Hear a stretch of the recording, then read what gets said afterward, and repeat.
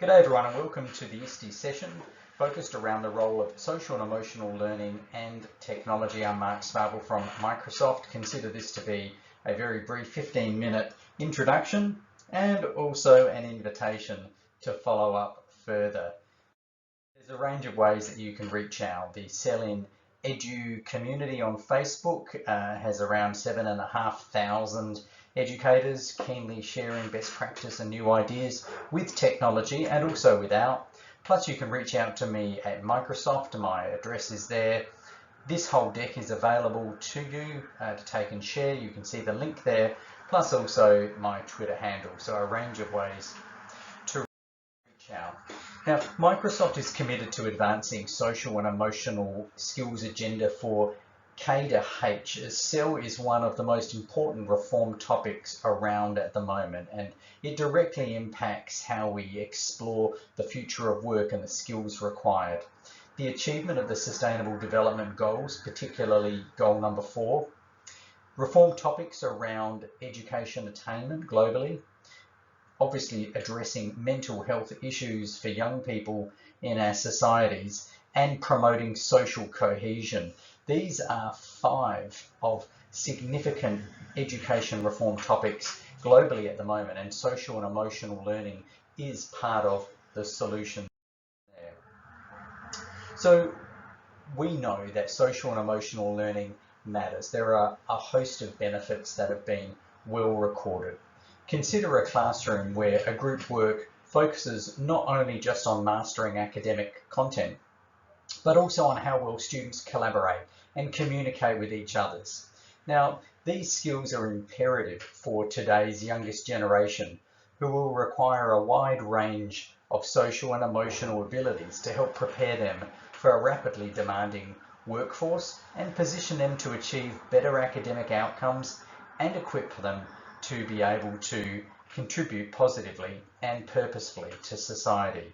School is, as I note there, an emotional roller coaster, and certainly the events since March this year have placed additional pressure upon young people and educators as they navigate their way through to reimagining education. So there is this heightened need for the development of social and emotional skills, both to maximise the learner potential and also to reduce or minimise the negative impacts experienced when faced with complexity, faced with challenge and faced with stress. I mean, just consider the World Health Organization has identified depression as the #1 cause of disability worldwide. So this is just a little definition that we have on the deck there. One of the things that I would call out would be around developing emotional intelligence. Now, this requires the development of emotional vocabulary, words to be able to accurately recognize, understand, label, and express emotions. And what you ideally want young people to do as they move through school is to develop what's called emotional granularity, and that's much more nuanced words to describe states of emotion. School-age children learn about 3,000 new words per year, but only 10% of those come from direct instruction in English class or language lessons. The remaining 90% come through their use. So it's really important that if we want to develop in young people an emotional vocabulary, that we fold the use of the language to describe and label emotions into all of the learning. We integrate it, and technology allows that to happen in some really engaging ways. So we know that schools play this major role in providing opportunities to develop social and emotional skills and address mental health issues. And evidence shows there are many long-term benefits stretching across entire lives where there has been a focus on social and emotional learning. It can contribute to more inclusive, dynamic and productive schools, communities and workplaces, and it's central to enabling the creation of innovative solutions that require collaboration across sectors, governments, cultures.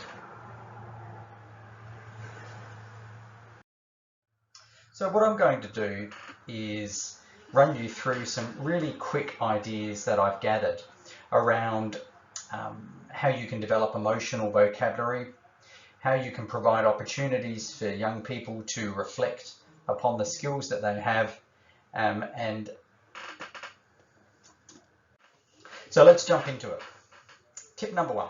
This is starting the day with a mood check-in, and in this example we're using Microsoft Forms. There's a whole range of ways you could approach this, but quite simply asking students to reflect upon how are they feeling at the end of a piece of work, at the end of a week, at the start, at a regular check-in time, after a play period, after a break period, is really powerful. More powerful is using a tool maybe like Mood Meter, which is produced from Yale Center of Emotional Intelligence, or one of the many tools out there which introduces the language of emotion. So you're constantly adding more words to help the students to develop that emotional vocabulary.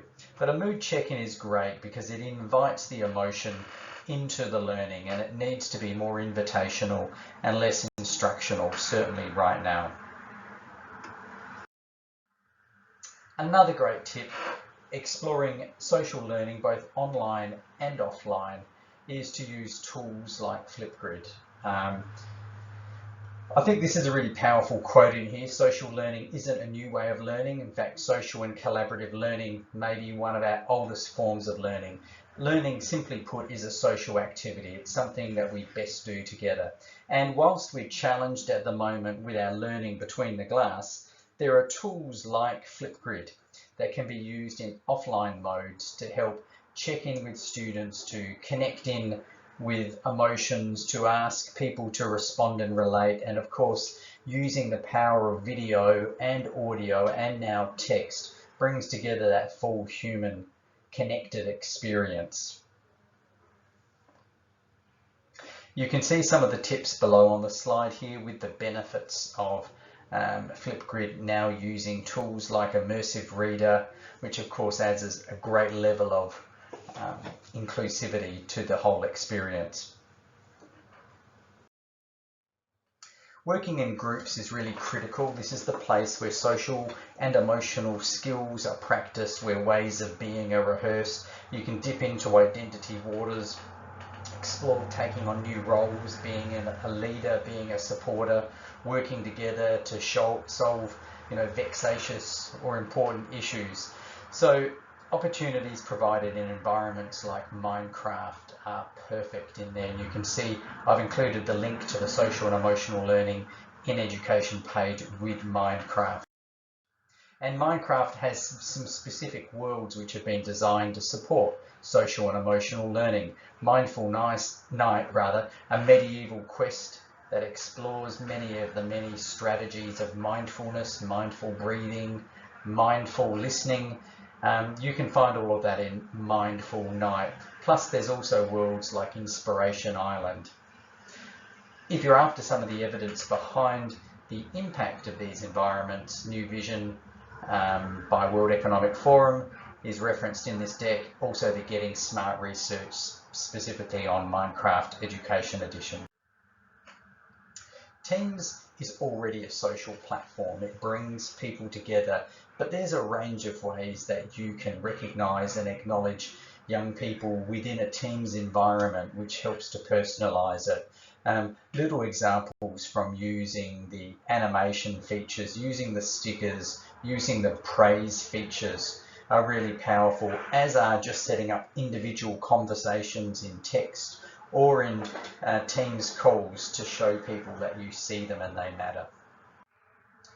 Providing feedback is critical in social and emotional learning, and you can see a stat point on the top of this slide that the students are seeking that feedback from their teachers. And one of the great things around tools like OneNote is that you can provide that feedback in audio, in video, in digital inking, in text, through providing sticker packs, and of course the brand new SEL in Edu sticker packs are available in OneNote now.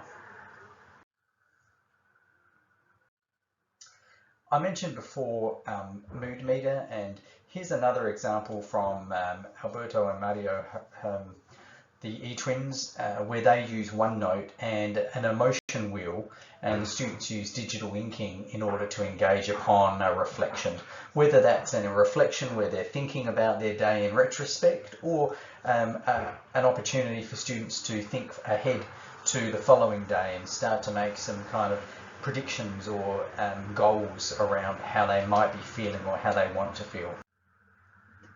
Really simple ways you can connect images and words to build emotional vocabulary.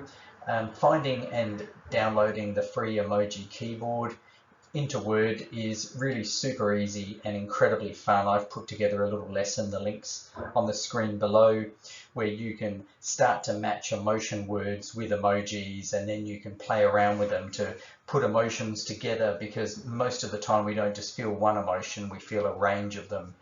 So we might be, feeling angry, and anticipation leads to frustration, for example, or you can just simply do swap outs and tell stories using a mixture of emojis and words, or vice versa. It's good fun using Immersive Reader and also Picture Dictionary. So grab a bunch of emotion words and drop them into Immersive Reader, drop them into Picture Dictionary, and have a look at what they look, sound and feel like. Have a look at them in other languages. Play around with those words, introduce them to your students and have them work on understanding what those emotion words look like, and maybe where they fit into something like mood meter. Are they pleasant emotions or unpleasant, low energy or high energy? Creating a class charter is a really powerful thing, and Professor Mark Brackett would say we need less rules and more feelings in our classrooms. So whether you're brainstorming in Whiteboard, in Microsoft Teams, or in some other platform, asking the students whether it's in your real classroom in physical life or in your digital classroom, how do we want to feel in our classroom? And then another question is, what's my responsibility here? And what's our collective responsibility here to ensure that we feel the ways that we've agreed that we would like to feel in our classroom? Now, this is very different than setting rules. I mentioned before praise. Praise is a feature in Microsoft Teams that allows individuals to send and receive little certificates. And we've built out a series of those praise badges using the Big Five model for character. So this is a globally recognized, psychologically verified framework with social and emotional skills underpinning it. And you can see from there's a range of really cool looking badges that can now be downloaded and used by your admin, your IT admin. Plus also they're available in Whiteboard and they're available in OneNote straight away to use. So these are the stickers that are available in OneNote and also Whiteboard. I grabbed them and used them just the other day on OneNote Online. Of course, Office 365 is free for education, students and teachers, so people can use them straight away, but really powerful because they develop that emotional vocabulary. They provide an opportunity to give and receive praise, so you're practicing gratitude along the way. Plus also what you're doing is labeling emotions, which is really critical for developing self-regulation.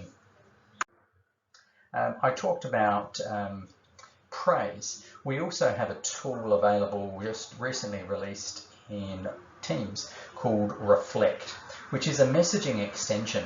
It's kind of like a light version of an emotional check-in that you can schedule to pop up automatically in Teams.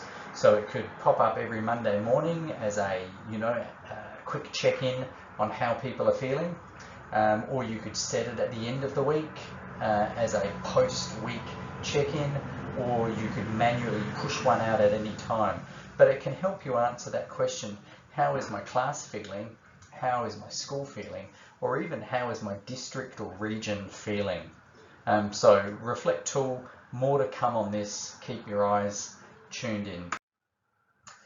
Our partners have a range of tools as well, which you might be really kind of excited about. digging into. Pear Deck has templates for PowerPoint. You can see an example here, templates for social and emotional learning. So activities that you can use straight away on your big interactive whiteboard or in your remote classroom. A couple of things now just to wrap up on. In terms of learning with Microsoft, there's a range of activities, courses that have been developed by our partners like we.org, our partners like School Day that you can take and use with your staff. Plus also we have research, all of which pulls out social and emotional learning as being fundamental and not ornamental. So you can dig into emotion cognition in the age of AI. You can join the Microsoft Educator Centre and take some short courses, or you can dig into the class of 2030. And in wrapping up, thanks for your time, obviously. The greatest potential for us is to see technology and education as an opportunity to humanise learning and not just to digitise the content. And by humanise, we mean ensure that young people have voice and choice and agency as they progress through their learning, and they have opportunities to engage in work with passion and purpose that positively contributes. So thanks for your time. Follow me on Twitter. Enjoy the rest of your day.